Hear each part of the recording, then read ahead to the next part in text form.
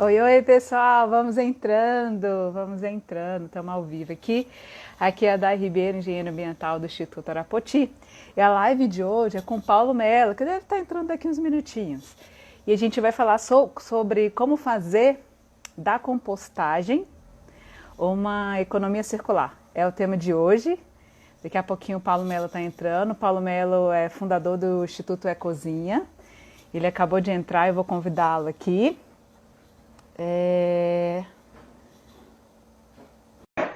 Aguardando. Enquanto isso, confirma para mim se o áudio está bom, se a imagem está boa. Aê, conectou! Tudo bem? Tudo bem, Dai? Tudo bem, e você? Tudo bem. Boa noite para todo mundo. Boa noite, isso aí. Eu estava justamente falando assim que está esperando você entrar, aqueles minutinhos iniciais, né? Minutos não, foram praticamente segundos. E falando quem é o Paulo Mello, né? Mas agora que você chegou, ia falar justamente empreendedor há mais de 25 anos aí, fundador da rede de restaurantes Dona Lenha, que é muito famoso para a gente, assim, uma grande referência de restaurante. Agora pela comida, agora pela parte ambiental, né, Paulo, também. Então agora sim, vai agregando cada vez mais aí. Mas eu queria que você contasse um pouquinho sobre essa história, para quem não te conhece. Vamos lá. Bom, eu sou chefe de cozinha, trabalho com restaurantes há 28 anos já. E sempre fui preocupado assim, com o nosso meio, né? Onde a gente vive, como que a gente se relaciona com as pessoas e com o meio ambiente. Né? E foi com essa inquietude que o Instituto da Cozinha surgiu há 2 anos atrás, pouco mais de 2 anos, 2 anos e meio, né? O tempo passa voando, né? E surgiu assim da inquietude primeiro pessoal, porque eu queria dar uma cara mais limpa para o restaurante. E quando eu comecei a fazer isso lá, eu vi que isso podia ser replicado. E no momento que eu tomei essa decisão de convidar outros donos de restaurantes, né, amigos, né, eu escolhi 11 restaurantes além do meu para participar do projeto, e foi uma escolha muito pensada, porque foram todos restaurantes com muita já uma dívida com a cidade, né, de tudo que a cidade deu para esses restaurantes. E eu mostrei para eles o que eu estava fazendo, e no meio dessa conversa, viu a lei dos grandes geradores. Então, foi muito oportuno, né, porque a lei foi uma provocação legal e ela se juntou a essa provocação pessoal que eu estava fazendo, né? E acabou funcionando, né? Porque a gente mostrou que podia fazer uma coisa diferente. A lei dos grandes geradores, do ponto de vista da provocação, ela foi fundamental, porque ela mostrou que a gente tinha que começar a pensar diferente. Mas com alguns erros sempre, né? Que a gente vê na administração pública sempre tem assim uma dificuldade de empreender, vamos dizer assim, né? Uhum. E a gente começou a olhar para isso como empreendedores. Por quê? Porque a lei falava que isso era uma nova despesa para os restaurantes. Então, se isso é uma nova despesa para os restaurantes, a gente precisava pensar em como que a gente ia fazer, né? Como é que a gente ia olhar para esse novo custo para o restaurante. E Literalmente você cumpriu, desculpa interromper, Paulo, literalmente você cumpriu aquela de fazer do limão uma limonada, né? Tipo, já que agora é lei, eu não vou poder fugir muito, vamos fazer do limão uma limonada e pensar de forma diferente sobre essa nova lei, né? a gente ia fazer limonada de qualquer jeito, né? Então, independente. Mas quando surgiu foi uma oportunidade de a gente poder crescer com o projeto, porque a gente mostrou para as pessoas que, já que a despesa da gestão ela está estabelecida e a gente tem que fazer ela ser uma despesa, vamos dizer assim, fixa dos restaurantes, do Uhum. comércio, no modo geral, né, de todo mundo que produz resíduo. Então, a gente mostrou que a gente precisava era inventar uma nova destinação para o dinheiro, só isso. Então, basicamente, a grande vitória do início do Ecozinha foi que a gente enxergou que, já que a gente tem uma despesa, vamos fazer o certo com a despesa e não pagar para uma empresa para pegar todos os nossos resíduos e mandar para um aterro sanitário. Então, um aterro sanitário ele é ainda uma coisa legal, claro, ele está aí funcionando, ele é, de certa forma, necessário, mas nem de longe é a melhor coisa a ser feita. Né? Então, isso comecei a mostrar desde o início para todo mundo, e todo mundo entendeu a necessidade de assumir a despesa e de, principalmente, assumir um compromisso de, com essa despesa, criar realmente alguma coisa que desse um benefício ambiental para o nosso ambiente, para a nossa cidade. Né? Então, surgiu o Instituto da Cozinha. Que legal, assim, e aí, para quem por acaso ainda é novato na área, está chegando no tema ambiental agora, no DF, no Brasil, é uma grande referência, assim, de transformação, né, de processo, de exemplo da prática. Tem muita gente com teoria, e que eu admiro bastante em você, Paulo, e os olhinhos chega brilham, assim, é que é gente que faz, né? Então, assim, muito mais do que ter idealismo, muito mais do que ter boas ideias, é colocar essas ideias em prática e realmente fazer uma transformação e deixar um legado mesmo, assim. E é muito legal porque o Paulo é permacultor, então, assim, é uma cabeça diferente, assim, é um modo de pensar, tem um modelo mental, assim, de fechamento de ciclo, né? E aí, Paulo, fala pra gente já entrar num assunto mesmo, já quente, da economia circular, assim. Primeiro explica para o pessoal o que é economia circular e como que você trouxe isso para a sua rede de restaurante, para o Ecozinha e para a área de compostagem. Bom, aí a gente chega na palavrinha mágica, né? Duas palavrinhas mágicas, essa coisa da economia circular. A economia circular, ela é o oposto da economia linear. A economia linear é aquela que você não dá continuidade, né? Você leva ela para o horizonte e ela vai sumir lá na frente. Ela não vai trazer nenhum benefício. Da mesma forma que a entropia é o contrário da sintropia. Então, a gente tem que começar a pensar em abandonar a economia linear passando para a circular, da mesma forma que a gente tem que abandonar a entropia e entrar na sintropia. E o que significa isso, assim, a gente traduzindo, né? Tudo que a gente produz no mundo, a gente tira da natureza, absolutamente tudo. Tá? Até aquilo que não vem da natureza diretamente, mas de alguma forma você usou a natureza para produzir aquilo que está sendo destinado ao seu consumo. Tudo, absolutamente tudo. E quando a gente pega qualquer uma dessas coisas que veio para o nosso consumo, a gente consome e no final sobrou alguma coisa dessa coisa, sobrou alguma coisa, e você descartou, você jogou fora, você fez uma economia linear, você não fez economia nenhuma. E quando você volta isso para o ciclo produtivo, quando você pega um resíduo, qualquer coisa, seja ele um resíduo orgânico, seja um plástico, um papel, qualquer coisa que você gerar, se você pega isso aqui e fala, bom, isso aqui ainda tem um valor, e vai ter valor durante muito tempo. Então, o que eu tenho que fazer? Eu tenho que devolver isso para a economia. E você faz a economia circular. Quando você faz isso, você está gerando emprego, renda, cidadania, educação ambiental, proteção para o meio ambiente. Você está fazendo uma relação sintrópica com tudo que está em torno da sua vida. Então, isso é fundamental, a gente começar a olhar a economia de um modo realmente circular, que você feche o ciclo. Isso é fundamental. A economia circular é aquilo que você vai fechar o ciclo de qualquer coisa que você tenha produzido ou que você tenha deixado de usar a partir do seu consumo. Tá? Então, a economia circular, ela não vou falar que é o futuro do mundo, eu vou falar que ela é o presente. Essa crise que nós estamos vivendo hoje aí, é claro que nós vamos ficar falando disso hoje, mas é bom a gente sempre lembrar, porque mais do que nunca a gente tem que pensar diferente, né? Então, mais do que nunca, a gente tem que sair do nosso quadradinho. Boa! Da coisa, em vez de ser linear, quadrada, reta, e olhar para a coisa sempre redonda, circular. E isso é fundamental para a gente hoje. Essa pandemia trouxe toda essa reflexão, né, de quem nós somos, onde estamos, que não existe fora. Lembra que a gente falava assim, a gente pega o nosso lixo, né, não é nem resíduo, que as pessoas enxergam como lixo, pega o lixo e joga para fora, né? Aí agora com a pandemia, existe fora, né? Que fora, né? Fora dos seus olhos, mas não fora. E a pandemia trouxe isso assim de uma forma doída, né? Não é nada fácil, a gente está colocando aqui uma situação, mas isso ficou muito mais claro quando a gente, principalmente na área ambiental, falou, não existe fora, a gente é um ecossistema global. E então, assim, enxergamos com uma dor, né? Mas, assim, trouxe isso muito, muito claro pra gente. E agora, como é que você fez isso com a compostagem, assim?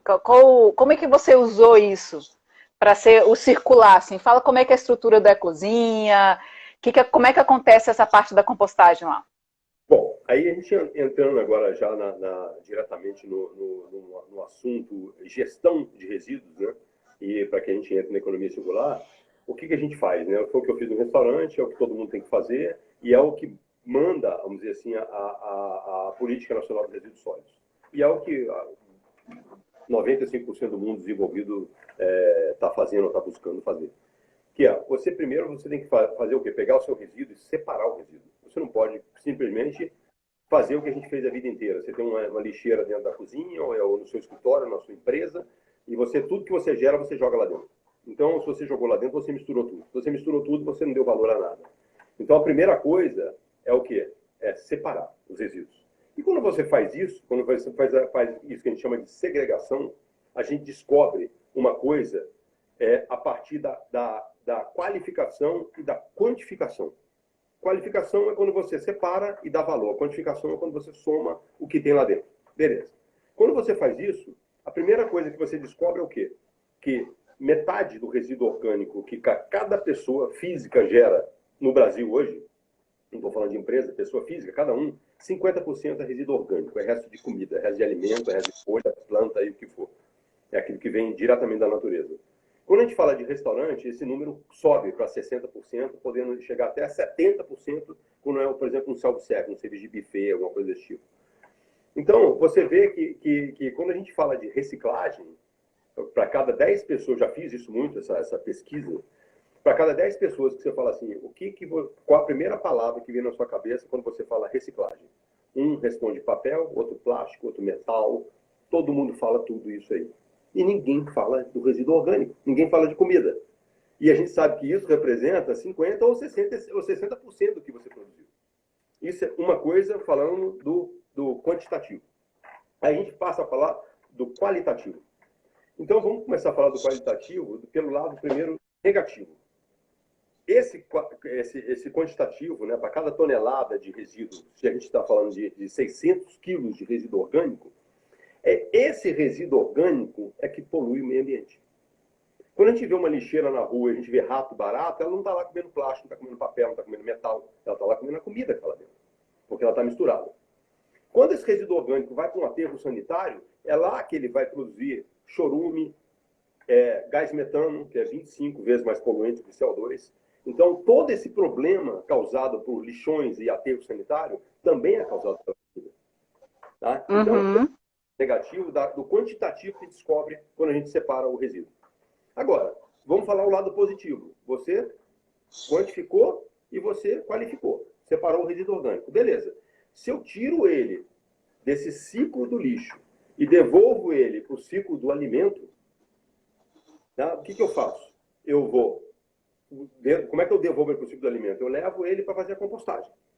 A compostagem nada mais é do que você transformar, né, de maneira natural esse resto de comida misturado com podas, folhas e tal, em adubo orgânico.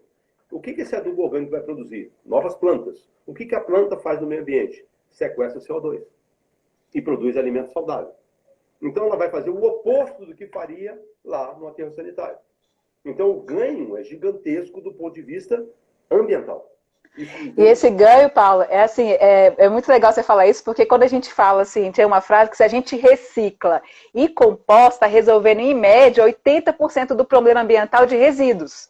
Claro. Né? Então, assim, a gente fala assim, eu já separo o meu resíduo, eu separo o que é reciclado, né? Que é a separação em 2 tipos que o pessoal faz. Mas você está resolvendo em média 30%, você está se dando todo um trabalho, né, de separar em casa, para você ter um ganho de 30%. É muito pouco. Quando você inclui a compostagem, você tem um ganho de 80%. Aí sim vale a pena o esforço de separar, né, de ter o coletor correto, enfim, de ter toda uma logística, porque aí é resultado, é 80%, né? Até Pareto aí já falava de 80-20, né? Exatamente. Então, quando você separa esse resíduo orgânico, você teve esse ganho ambiental que a gente falou. Beleza. Agora vamos para o ganho social. O que você faz quando você destina isso para outro local, para um pátio de compostagem? Você está gerando emprego, está gerando renda. Então, do ponto de vista econômico, é maravilhoso. Tá? Do ponto de vista da educação, é maravilhoso.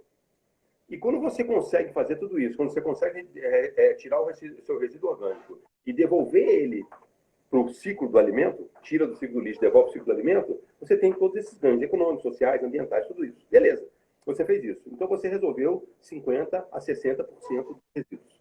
O que aconteceu com os demais? Eles estão prontos, eles estão limpos. Então a reciclagem que a pessoa já faz com plástico, papel, metal, ficou muito mais fácil. Então, ao invés das pessoas separarem o resíduo, vou separar o reciclável e se preocupar com plástico, papel e metal, separa a comida. Mesmo que ele não tenha ainda um pato de compostagem para destinar, a gente vai falar disso agora, todo mundo tem essa compostagem, nós vamos dar essas dicas, mas mesmo que você não tenha ainda, separe a sua comida em casa todinho que sobrou e você vai ver que o seu lixo está limpo. Aí você destina tudo isso para reciclagem, para as cooperativas, para os catadores. Então, ninguém vai ter que catar o seu lixo mais, ele vai pegar aquela coisa limpa e vai entrar no mercado produtivo. Então, já existe um mercado produtivo para os recicláveis. Não existe para os orgânicos. É por isso que é muito importante a gente falar de compostagem. Isso é fundamental. E assim, tem uma galera, Paulo, que está perguntando aí na live sobre compostar, tirar dúvidas e tudo. No final, se for o caso, a gente faz uma sessão de dúvidas mais específicas sobre compostagem, mas, pessoal, ó, compostagem é uma técnica e tem várias técnicas, né? Então, assim, é importante a gente também mostrar que é uma coisa literalmente que tem acompanhamento, tem legislação. Eu sei que às vezes em casa a gente quer fazer de forma intuitiva, e se você não tem o mínimo de instrução, não fez nenhum cursinho básico e tudo, pode ser que você fique frustrado. É igual fazer um bolo, né? Se ninguém te fala como você fazer o seu primeiro bolo, você vai bater tudo no liquidificador em qualquer ordem, vai colocar para assar, vai solar o bolo. É a mesma coisa a compostagem. A gente defende a ideia, mas também a gente defende a instrução dessa ideia para você poder compostar em casa. Aí tem diversas empresas, diversos lugares que ofertam, o Instituto Araputi tem online, a gente tem diversos parceiros aqui que dão esse curso e tudo, mas se você quer começar a compostar, faça pelo menos um curso, não vai só no vídeo da internet não, o vídeo da internet é legal, a gente até faz, mas assim, pega um cursinho para você não se frustrar e ter um bolo solado, e na verdade quando a gente fala bolo solado é ter uma compostagem que não vai muito para frente, né? A primeira dica que eu dou para quem está interessado assim, né, a partir dessa conversa, ou que já está pensando nisso, né, a primeira dica que eu dou é o seguinte, separar o resíduo.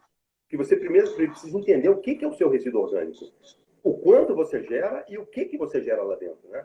Pô, uma família de vegetarianos. Uma família de vegetarianos vai fazer um minhocário dentro de casa. Porque ele não vai ter aquela comida que a minhoca não gosta. Então, o minhocário é muito simples de ser feito. Ah, mas qual é a quantidade que eu vou ter? Aí você vai entrar na internet e vai colocar lá que você vai ter 1000 informações sobre isso. Mas você primeiro precisa entender o que é o seu resíduo. Né? O quanto eu gero e qual é a característica do meu resíduo orgânico. A partir daí, isso serve para uma pessoa física dentro de um apartamento, numa casa que tem um quintal, numa casa que tem uma área maior, ou serve para um condomínio, ou serve para uma empresa. Então, primeiro é você separar, qualificar o seu resíduo e quantificar. A partir daí, você vai procurar as diversas opções que você vai ter para compostagem. Isso, Essa ideia é fundamental, Gasta. E começa, né? Assim, acho que é legal assim, se colocar em ação também. E a gente sabe que, assim, qual o cenário que você imagina na economia circular com a nova lei, Paulo? Chegou uma nova lei, que é a 6.518 agora, do deputado Leandro Graça, falando que é obrigatório compostar, tanto empresa pública como empresa privada. Você que é, né, fundador de várias coisas, é uma pessoa visionária, como é que você imagina que isso vai repercutir vamos dizer assim, na nossa microeconomia aqui do DF na área de compostagem? Olha, a primeira coisa é a conscientização. Brasília é uma cidade que sempre aceitou muito esses movimentos. Então, nós somos uma cidade progressista. Temos muitos problemas, mas sempre. Então, nós temos uma população consciente. Tem que ter política pública? Tem que ter política pública. Então, a lei, ela vem de uma política pública, claro. Ela vai estabelecer uma política pública. Mas antes dela, vem o fator consciência. O fator consciência é quando a sociedade ela bota na cabeça que ela tem que cuidar dela mesma. É a sociedade civil cuidando dela mesma. Isso é fundamental. Então, a lei ela vai funcionar lá na frente. Mas ela não pode começar assim, hoje está valendo a lei, a partir de hoje, então a partir de hoje todo mundo separa o resíduo, vamos fazer como? Não. nós temos um caminho longo pela frente. E o caminho longo pela frente é o trabalho individual de cada um. Em casa, em cada um na sua empresa, entrando na conscientização de valorizar as pessoas que já estão nesse mercado fazendo. Então, existem já em Brasília, antes de ser lei, já existem em Brasília hoje 5 pátios de compostagem, trabalhando com restaurantes e trabalhando com residências, com condomínios. Então, dá uma força para a galera aí, Paula. Fala dos 5 pátios aí. Vamos aproveitar e dar força para o pessoal das empresas aí. A primeira preocupação que o Instituto da Cozinha teve quando tomou essa decisão de entrar nessa gestão de resíduos foi tomar conta do resíduo orgânico. Para fazer isso, a gente tinha que entender de compostagem. A primeira coisa que a gente fez foi pegar um avião e ir para Florianópolis. Nós levamos aí o Romero, da Jardins Romero, levamos o Dario da Pura Vida, o nosso amado Dario, que Deus o tenha, a filha dele está cuidando muito bem desse processo agora. Então, a gente juntou parceiros, fomos estudar e trouxemos para Brasília, lançamos em Brasília o primeiro curso de compostagem orgânica, né, ministrado pelo professor Estorel. A gente teve uma adesão muito grande, 70 alunos participaram desse curso. O final do curso era justamente a montagem de um pátio modelo, que foi feito, que é o pátio lá do Romero Brito, do Romero Mello. E junto com ele, o Dario já estava fazendo, o Dario melhorou o processo e entraram mais outros pátios. Então, nós somos 5 pátios, que é Romero, Pura Vida, Compostar, CH4, o pátio do Toninho, que é o mais novo, que me deu um branco, desculpa agora, vou lembrar daqui a pouco o nome do pátio dele. Vou lembrar, tá, Toninho? Daqui a pouco, se você estiver escutando, eu vou lembrar o nome do pátio. Então, eu falei do Lucas, da Compostar, né, que já é um Falou. Processo também, um dos pioneiros. E essas pessoas precisam de ajuda. Por quê? Porque é uma economia que está sendo inventada. Então, esses primeiros caras que estão aí, eles são super aventureiros. E aventureiros do bem, eles precisam do apoio das pessoas. Então, a gente precisa fazer a compostagem dar certo. E isso que a Cozinha fez no início. Então, a gente precisa agora valorizar esse serviço, valorizar esse espaço de compostagem. Né? A gente tem que saber que eles podem ir na sua casa buscar o resíduo, eles podem ir no seu restaurante buscar o resíduo, e você tem que saber que você tem que pagar por isso. É normal, é uma economia acontecendo. Então, é super importante essa adesão da sociedade. Isso é fato. Ô, Paulo, eu estou dizendo aqui, é vital compostagem do Toninho. Tá bom? Toninho, abraço. É assim mesmo, ao vivo é assim mesmo, gente. Vocês têm que dar uma força de vez em quando aí, que a gente está com a cabeça a mil. É falando, conversando, lendo mensagem, e aí perguntando, questionando, sendo questionado, né, Paulo? Também não é fácil. Mas é isso aí. Muito obrigada aí pelo espaço de vocês. Ô, Paulo, você acha assim, que se você tivesse... Só assim, porque você perguntou como é que a gente vai fazer, como é que eu vislumbro essa lei lá na frente. Isso. Então, evidentemente que nós temos que primeiro apoiar parlamentares que se preocupam com isso, como o Leandro está fazendo. A gente tem que dar o braço para essas pessoas. A política é uma coisa necessária, a gente sabe que a política é uma coisa cheia de problema no Brasil, mas a gente sabe também que tem pessoas muito bem intencionadas por aí, a gente tem que valorizar, saber quem são essas pessoas, tá? E agora cobrar do poder público, porque o que aconteceu? Hoje nós temos a lei dos vereadores que já está valendo há muito tempo, mas ela está valendo no papel, porque as pessoas não cumprem, a começar pelo próprio poder público, que o poder público não poderia estar na rua recolhendo resíduo de grandes geradores, e ele continua fazendo isso. Então, se você entra numa comercial de Brasília, onde você tem 2, 3 associados que fazem compostagem, que gastam dinheiro com isso, que tem uma preocupação, e você tem os vizinhos restaurantes do lado que vão lá e colocam o resíduo na rua, eles fazem isso, contra a lei, não pode fazer, mas eles fazem isso porque eles têm a conivência do poder público. Então, o grande barato da lei da compostagem, chegando nela agora, é que essa lei vem principalmente para quebrar o monopólio da gestão de resíduos em Brasília. No Brasil vai acontecer daqui a pouco. Pronto, você foi na mira agora. Então, isso tem que acontecer. Não sei se as pessoas sabem, mas os maiores contratos que o GDF tem é com gestão de resíduo. Então, é um dinheiro absurdo que a gente gasta para 2 empresas pegarem todo o resíduo de Brasília e enterrarem no aterro sanitário. E trabalham por volume. Qual o interesse que essas empresas têm que o volume na rua diminua? Não diminui. Não vai diminuir porque o sistema não deixa. A gente tem que quebrar o sistema. E essa lei, acho que o grande ganho que ela vai ter lá na frente vai ser uma guerra, né, do bem, mas a gente vai lutar, nós vamos ser os guerreiros dessa guerra do bem, a gente tem que quebrar o monopólio do lixo. Essa é a verdade. Então, o que tem que ficar no monopólio do governo, do poder público, é o lixo. Aquilo que é lixo. Mas só que antes dele virar lixo, nós temos que tirar tudo são bens da economia circular. Depois que você tira, aí o governo vai pegar aquele restinho e vai pagar uma empresa para levar. Agora, o resto ele tem que deixar na economia. Então, é isso que a lei vai quebrar, o monopólio da gestão de resíduos da cidade.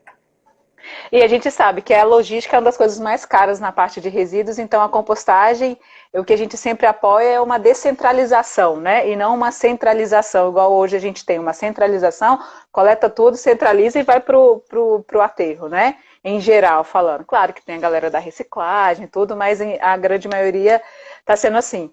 Então, é importante falar que é justamente isso, a gente descentralizar, distribuir pátios de compostagem, porque aí a compostagem começa a se tornar viável, né? Se a gente pensar numa solução única para o DF inteiro, a gente não vai chegar numa solução que seja viável. Então, igual você falou, e vai gerando emprego, né? Porque abre um pátio, é uma geração de emprego, abre outro pátio, e a gente vai criando outros pátios aí. Eu lembro do curso, Paula, e praticamente só tinha um pátio de compostagem. E no final do curso as coisas foram acontecendo, porque, se não me engano, foram 4 ou 5 meses de curso, que eram módulos, né? E no final já tinha muita gente empreendendo por justamente se sentir habilitado e capacitado para fazer isso. Eu sei que cada pátio que abre deve dar um orgulho aí no seu coração de falar, ó, mais um pátio está se abrindo, mais uma compostagem que tá nascendo aí. Isso. Falando em empreender, vem aquela pergunta. Se você fosse para o Paulo, visionário, fundador de várias coisas, empreender agora, com esse novo cenário da compostagem, o que você faria, Paulo? Olha, o que eu faria, a gente tem que ter visão futura, né? Então, quando a gente fala em empreender, você tem que fazer um planejamento, né? O que o meu empreendimento vai ser amanhã? Não adianta empreender para saber o que ele vai ser só no dia de hoje ou o que ele poderia ter sido ontem, né? Então, a gente tem que pensar, empreender é para o futuro. E empreender para o futuro passa pela palavra sustentabilidade. Não existe outro caminho hoje que não seja pela sustentabilidade. Então, os empregos do futuro, eles estão na tecnologia e estão na sustentabilidade. Eles não estão mais, infelizmente, sei lá, na administração, na advocacia, que você vai fazer tudo pela internet, sei lá, não sei. Mas acho que o grande volume de emprego que vai estar garantido é o emprego da sustentabilidade da tecnologia. E quando a gente fala de sustentabilidade, a gente vai por volume. Então, se eu vou falar, vou trabalhar com sustentabilidade hoje, beleza, onde que pode estar o dinheiro? Bom, se eu falo de proteção de meio ambiente a partir de resíduo, eu vou olhar para o resíduo. Então, quero ganhar dinheiro com resíduo. Tá, beleza. O resíduo está aqui na minha mesa. O que pesa mais no resíduo? Qual o grande volume? É o orgânico. Então, vamos empreender na compostagem. Vamos parte de compostagem. Vamos trazer mais tecnologia para os pátios que estão aqui. Agora, qual é o grande gargalo que a gente precisa entender na hora de empreender nisso, que eu acho que vale quem está interessado nisso olhar com carinho, é a logística. Porque a grande despesa dos pátios de compostagem, como é a grande despesa do governo na gestão dos resíduos com aterro sanitário, é a coleta, é a logística, é o caminhão na rua. Então, o que a gente precisa? Profissionalizar a coleta. O dia que a gente fizer isso, tiver uma coleta profissional, que a gente possa bater de frente com a coleta profissional do aterro sanitário, a gente vai ter um resultado muito maior. Então, o empreendimento passa por você olhar onde que você quer empreender dentro da sustentabilidade. Então, como a gente está falando aqui da questão de resíduos, eu vou ficar focando nela, tem 1000 outros caminhos. Você fazer uma agrofloresta é um caminho deles, mas vamos deixar isso para um outro momento. Mas vamos falar de resíduos. Então, nos resíduos, o empreendedor do resíduo ele tem que olhar os resíduos de uma forma integral. Então, ele fala assim, eu vou empreender no resíduo. Ele vai empreender no orgânico, ele vai empreender nos recicláveis e ele vai olhar para o vidro. O vidro está um exemplo de empreendedorismo que deu certo a partir de um produto que era lixo ontem.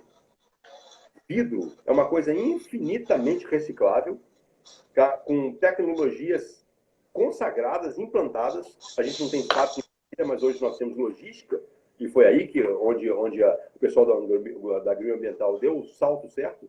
Eles fizeram uma logística eficiente para recolher o vidro. Então, transformar aquele vidro que estaria no aterro sanitário, ocupando um espaço absurdo e na rua cortando a mão de catadores e etc., todos esses malefícios que o vidro, como descarte, causa, eles fizeram uma logística eficiente, fizeram uma parceria com o Instituto da Cozinha, a gente fez os bunkers, né, foram os primeiros bunkers urbanos de coleta de vidro do Brasil, foram feitos aqui em Brasília, uma parceria do Instituto da Cozinha com a Agroambiental.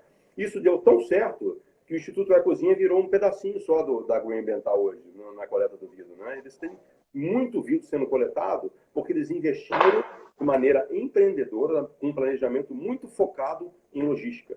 Então, essa que é a palavra do momento para quem quer empreender na gestão de resíduos. Logística. Logística, né? Paulo, aproveitando do vidro, assim, para quem colocar o cenário que o Paulo mencionou aí, foi justamente que na coleta pública, né, até pouco tempo atrás, se você entrasse no site do SLU, o vidro era considerado não reciclável, e de repente o cenário foi transformado, assim, começaram a surgir, no começo eram containers mesmo, eu lembro dos primeiros planos de gerenciamento de resíduos que eu fiz, que a gente indicava a Green para coletar o vidro. Eu lembro que era em bombonas, não existia nem o Ecolix ainda, né, assim, como um formato de container apropriado para o vidro. O bunker do Dona Lenha, do Ecozinha, exatamente. Foram o primeiro sistema de coleta. Isso, aí eu lembro disso. E hoje, assim, é muito legal de ver que tudo mudou, né? Antes eu lembro dos primeiros flyers da Green, eram algumas dezenas de pontos de coleta e clientes. De repente, agora, existe até a comunidade já cobra tanto, igual você falou, a própria sociedade cobra tanto, que eles pedem atualizações nos grupos do WhatsApp, tipo, toda semana a Green tem que mandar o flyer, da onde que tem ponto, porque está sempre mudando, aumentando o número de pontos. E igual você falou, começou ali um embrião e hoje já está um adulto aí, gente grande, e gerando outros frutos aí. Exatamente. Então é muito legal. Fez a respeito disso, do vidro, da coleta, com essa pandemia, né? Então os restaurantes foram fechados, trabalhando sem delivery, então o volume de vidro caiu muito, né? Porque o vidro está associado principalmente a cerveja e vinho, né? Vamos dizer assim. E na área de bares e restaurantes. E a nossa coleta, é claro que ela caiu quase que a zero. Então, um acordo que a gente fez junto com a Agroambiental, a gente disponibilizou todos os nossos Ecolix, todos os nossos bunkers para uso da sociedade.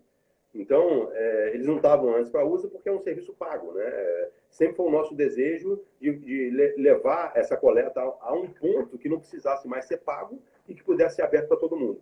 A gente ainda não chegou nisso. Mas a pandemia fez a gente antecipar um pouco isso. Que como o vidro do restaurante hoje não é suficiente, os bunkers hoje, os Ecolix, estão abertos para a sociedade. Então, você que está em casa assistindo, você que tem amigos que falam disso, não se esqueça. Tem vários locais para você deixar o seu vidro. Não tem mais desculpa para botar o vidro para o porteiro lá embaixo do prédio ou botar dentro da lixeira na porta da sua casa. Bota numa caixinha, vai acumulando na sua casa, um dia você sai, para do lado de um Ecolix desse e deposita tudo com carinho lá dentro. O meio ambiente agradece, né? Isso, a economia circular agradece, né? Ambientalmente correto, socialmente justo, né? E economicamente agora mostrou que é viável. Quem é do Guará, pessoal, tem lá a galera do Guará que está assistindo, tem lá na Horta Comunitária do Guará, tem em frente à administração do Guará e tem no Guará Shop, que fica ali na Q27. Então, só no bairro que eu tô aqui tem 3 pontos, assim, bem próximos que dá pra gente colocar e é aberto, tá? Dá para todo mundo ir lá e depositar o seu vidro. Exatamente. Além do site das redes do Instituto Arapoti, as redes do Instituto da Cozinha também e da Green Ambiental, você encontra esses endereços todos lá. Isso. Pessoal, tô vendo algumas perguntas aqui. Aí teve uma que eu acho que vale a pena a gente responder, Paulo. Tipos de compostagem. Quais são os tipos aí que você conheceu, que você visitou, boas práticas? Contem um pouquinho pra gente. Isso é uma boa pergunta. Bom, vamos falar da mais básica, que seria a vermicompostagem, que é a compostagem doméstica feita por minhocas. Né? Uhum. Ela é extremamente eficiente, extremamente prática, simples, só que ela tem algumas... Ela não aceita... A minhoca é um bicho muito inteligente. Né? Nós temos 3 bichos extremamente inteligentes que a gente tem que tratar com muito carinho no mundo, falando de sustentabilidade, dando só uma parte. Uhum. Toca, as abelhas e os plânctons. Sem esses não há vida. Esses três são os principais. A minhoca, como ser inteligente, ela não vai comer muita coisa com muita gordura, resto de carne, muita coisa que já tenha sido muito manipulada. Ela não vai gostar dentro do seu sistema. Então, a vermicompostagem é muito boa, a compostagem com minhocas, mas ela é limitante porque muitos resíduos você não pode colocar dentro dela. Depois dela, você pode fazer compostagem em leiras estáticas, né? A coração passiva, que é essa que os nossos pátios, aí, parceiros todos. Só que eles têm um tamanho dimensionado para volumes maiores. Só que você pode fazer isso em volumes menores. Você pode fazer no condomínio, no quintal de casa. A gente pode dar quem quiser depois saber mais, pode mandar e-mail ou entrar na nossa rede social, que a gente tem como instruir como é que como a pessoa pode montar isso dentro de casa. Ainda dentro de casa, tem um sistema muito legal, que é do professor Germano, lá de Santa Catarina, que é o método Lages de compostagem. Então, quem tem curiosidade, não vou entrar aqui em detalhes, porque eu posso falar de cada um deles, teria que ser outra live para isso, né? Mas outro sistema muito legal é o método Lages de compostagem, da cidade de Lages, de Santa Catarina. Pode acessar aí pelo Googlezinho, você vai achar todas as informações, é extremamente bacana. E esse você pode botar praticamente tudo dentro da compostagem e para ambientes pequenos. Depois disso, nós vamos para a compostagem de grandes volumes, que é com aeração forçada, né? Que no Brasil nós temos poucos casos hoje, né? A Composul, do Marco Aurélio, lá de Santa Catarina, é a principal delas, né? Então, quem tiver curiosidade para saber o que é um empreendimento de grande volume de compostagem, que dá muito retorno financeiro, tá? É bom saber disso, é bom pesquisar. É um investimento grande, mas que dá retorno. Esse já é para grandes volumes. Então, esses são os métodos de compostagem que a gente pode chamar de compostagem. Porque o que o SLU faz lá no coisa dele é que não é compostagem, né? Pode chamar de compostagem, não é. A compostagem, você tem que obedecer à natureza. Você tem que obedecer o tempo da natureza. Você tem que dar tempo para os micro-organismos, os micróbios, tudo lá dentro, até que aquilo se transforme no humus, né? A gente da floresta. Então, quando você entra numa floresta e você mete a mão debaixo daquela serrapilheira, aquele tanto de folhas que está acumulado, que está caindo ali, que tem cocô de animal, que tem tudo que já aconteceu, quando você mete a mão lá por baixo, você tira o quê? É humus. Então, nós somos humus. Tudo na vida é humus. Então, a compostagem tem que ser vista uma imitação que acontece na natureza. Tá? Com toda a vagareza que a natureza tem para se desenvolver. É assim. E tem sistema de secamento, desidratação e tal, que são tratamentos de resíduo, mas não é compostagem, tá? Porque ele não produz adubo orgânico com qualidade nutricional para usar na agricultura no final do processo. E o pessoal está perguntando onde que achar. Se você entrar lá também no meu canal do YouTube, Dai Ribeiro, vocês vão ver lá que lá tem vários vídeos, tem até um vídeo do pátio do Romero Melo que mostra justamente o passo a passo da compostagem. Tem o minhocário que ele falou, a gente ensina a fazer com os baldes também, se não quiser às vezes fazer um investimento. No momento, então eu até coloquei Dai Ribeiro, coloca lá, DAI mesmo, Dai Ribeiro, vocês vão ver que tem boas dicas lá. A gente visitou também um outro pátio que é muito legal, que é a Revolução dos Baldinhos em Santa Catarina. Acho que o Paulo também teve essa oportunidade, né, Paulo? Então, assim... Oi, desculpa, cortou. Eu conto essa história daqui a pouquinho. Né? Então, assim, tem lá também a Revolução dos Baldinhos, como é que eles compostam. Eles fizeram até um aquário lá demonstrativo de como que eles colocam, fazem a leira deles lá. Então, assim, aproveita que lá no canal tem muita coisa legal sobre compostagem. Conta aí da Revolução. Pois é, a Revolução dos Baldinhos é um projeto que emociona. Tá? Quando eu comecei a entrar nesse processo, eu estava morando na Vila Planalto e queria fazer um pátio de compostagem social na Vila Planalto. Né? E eu fui estudar os processos e eu acabei descobrindo a Revolução dos Baldinhos. E, curioso que sou, peguei um avião e fui até Florianópolis e fui visitar a Revolução dos Baldinhos. O que é esse processo? O bairro de Monte Cristo, em Florianópolis, é um bairro muito pobre, com muitos problemas de saúde pública, muitos vetores na rua, então as pessoas estavam morrendo de leishmaniose, é uma coisa absurda. E as pessoas começaram a comunidade começou por conta própria, a querer tirar esse lixo orgânico, descobriram que era isso que estava causando esse problema todo.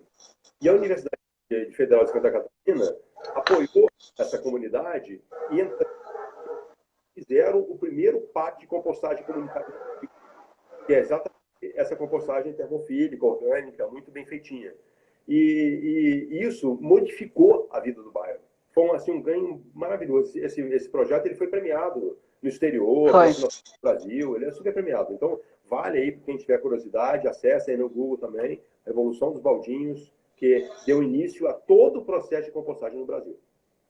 É uma referência mesmo, assim. Uma referência maravilhosa. O pessoal pediu para falar um pouco do ciclo do vidro, Paulo. Ciclo do vidro. Bom, o ciclo do vidro, ele é extremamente simples, porque ele não tem fim. É bom isso, né? 100%, né? 100% reciclável. Quando você fala, por exemplo, da compostagem, quando você pega um resíduo orgânico, né? Mistura, o resíduo orgânico é onde você tem muito nitrogênio, e você pega as podas, né? Você junta os dois e leva para um processo de compostagem adequado, tecnicamente adequado. O que acontece lá? As condições físico-químicas desse processo, elas vão ser alteradas até que se transforme aquilo em humus.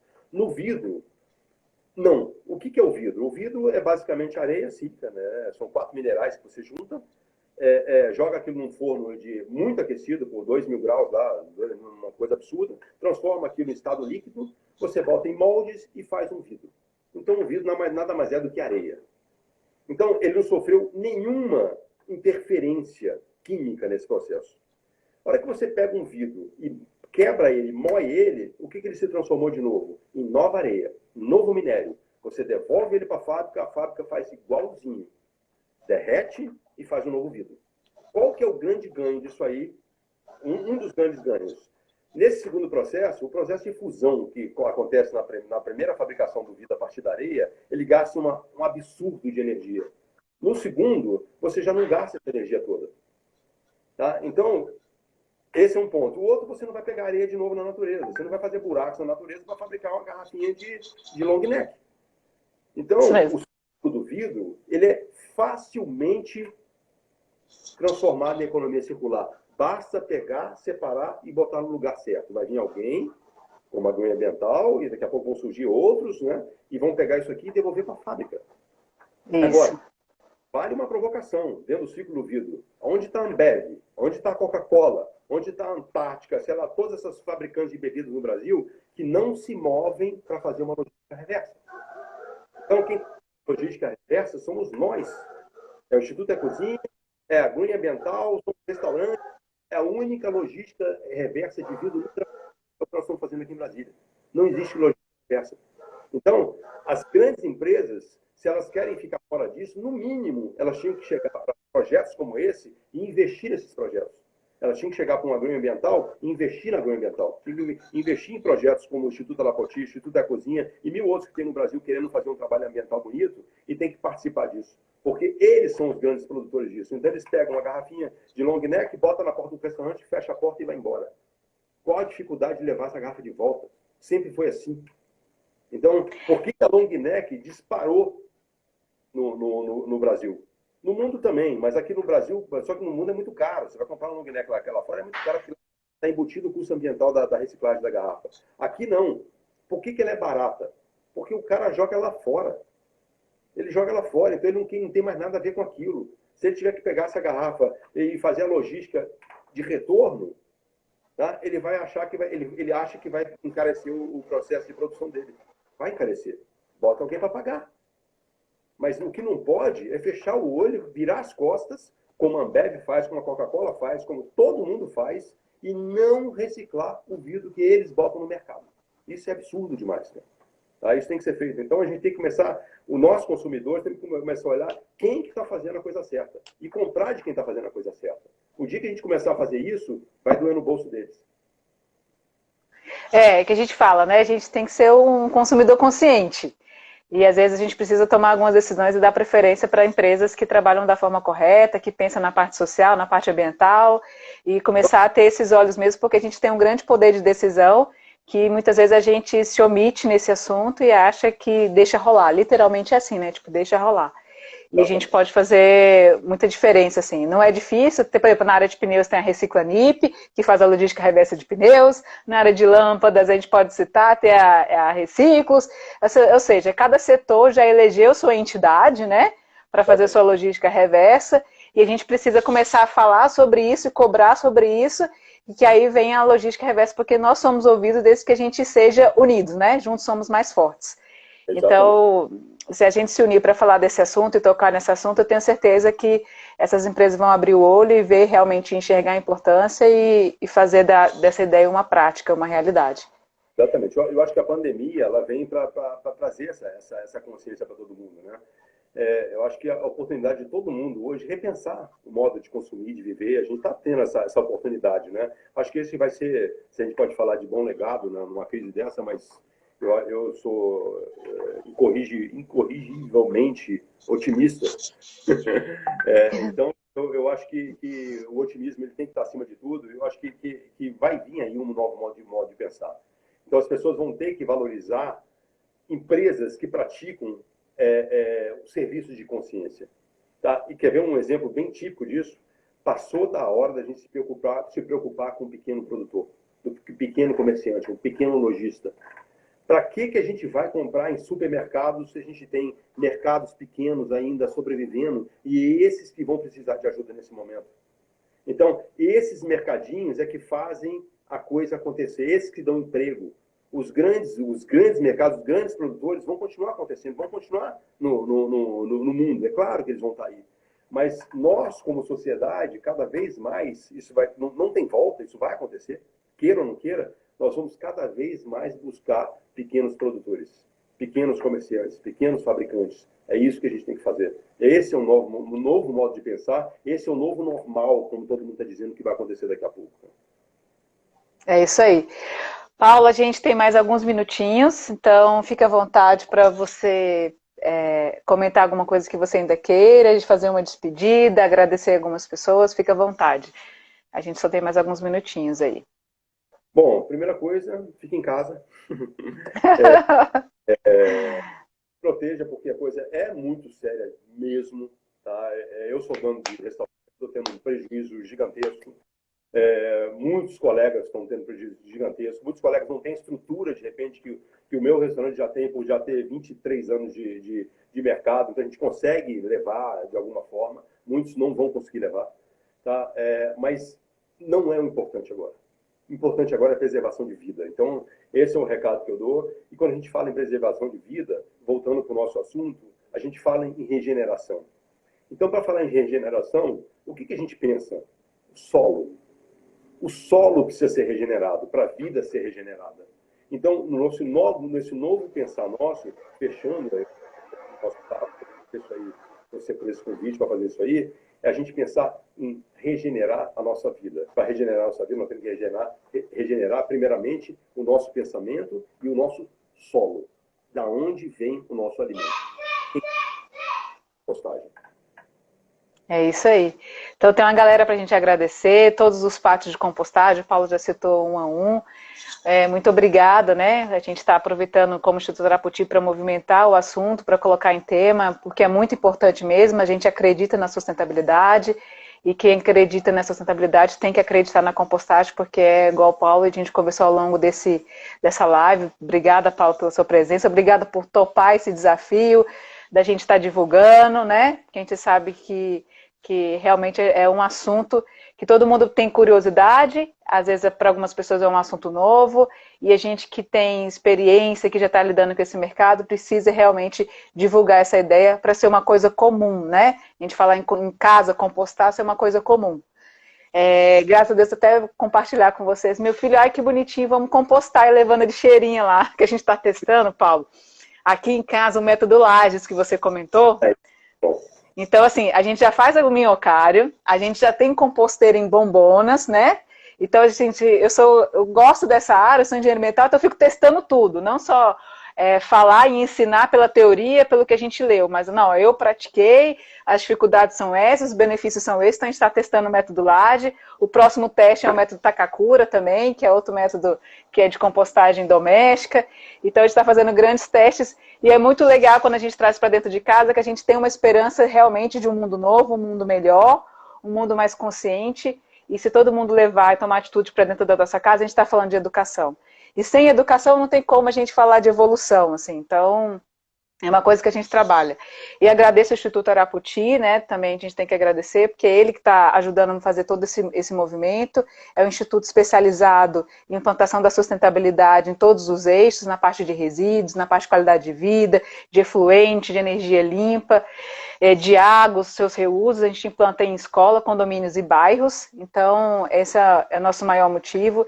Então a gente faz esse despertar da live de hoje agradecimento ao Paulo por isso, para a gente trazer grandes personagens desse novo ciclo e mostrar para vocês que é possível, que já tem gente fazendo, né? Tem gente idealizando, a gente está falando de uma realidade, já tem gente fazendo, e a gente trouxe aí esse grande visionário para falar para vocês como que ele transformou na parte do vidro, na parte de compostagem, e está deixando um grande, apesar de não acreditar no legado, mas está deixando legado sim, Paulo.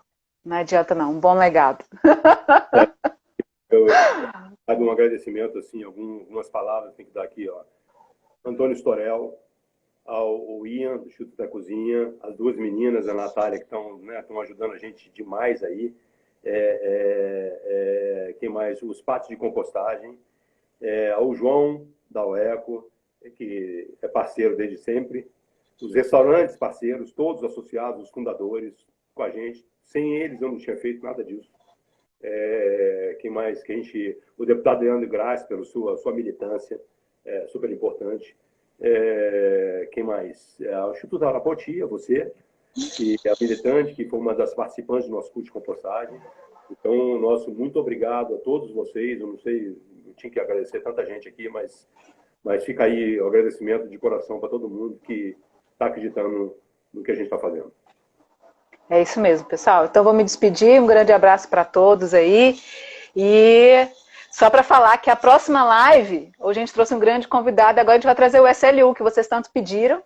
Então, próxima live, a gente vai trazer o SLU para falar um pouquinho justamente do que o Paulo falou, da questão das políticas. E agora, né? Tem a nova lei, tem esses grandes empreendedores, já tem todo esse ciclo formado com 5 pátios. E agora? Qual que é a diretriz do SLU? Como é que ele vai tocar essa nova lei? O que ele tem para contar para a gente aí? Então, próxima live com o SLU. Tá bom? Eles, o cumprimento da lei dos grandes geradores. Boa. Se cobrar as duas, a gente já tem um ganho ambiental, social. Se as duas chegarem casadinhas assim, ó, aí a gente arrebenta na área ambiental aí. Gente, tchau, Paulo. Obrigada. Até mais. Vai cair. Tchau, tchau. Aí.